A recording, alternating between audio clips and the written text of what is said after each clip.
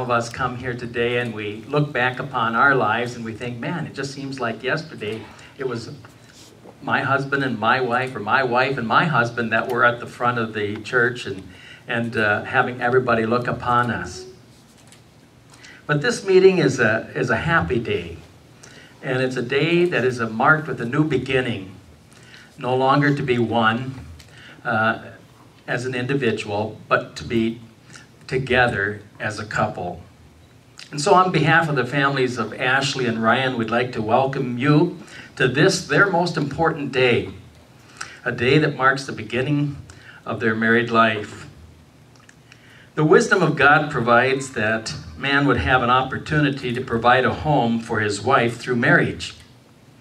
We live in a day and an age where the concept of commitment just doesn't seem to be as strong as it used to be.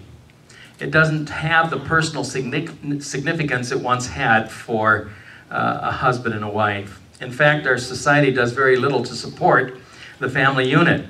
Wholesale divorce is rampant amongst our society, with 1 out of 2 marriages ending up in divorce court. Now, we know that Ryan and Ashley will not go that direction, because we are going to commit ourselves to support them with our prayers and our words of encouragement. And as a pastor, I'm privileged to provide a lot of marriage ceremonies, and I've happened to know Ryan and Ashley, especially Ashley, for longer than Ryan, and I know that their backgrounds is such that they were raised with Christian principles, and we'll do everything we can to support those principles. And I encourage them to become involved in the local church.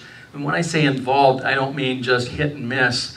To be more than a C&E, which is a Christmas and Easter type of an attendee, but to become established. In Colossians, the 3rd chapter, verses 12 through 17, we have an interesting word from Paul. And so, as those who have been chosen of God, holy and beloved, put on a heart of compassion, kindness, humility, gentleness, and patience. Now, these are characteristics that's going to mark both Ryan's life and Ashley's life. Bearing one another, forgiving each other, and whoever has a complaint against anyone, just as the Lord forgave you, so also forgive the other. And beyond all these things, put on love, which is the perfect bond of unity.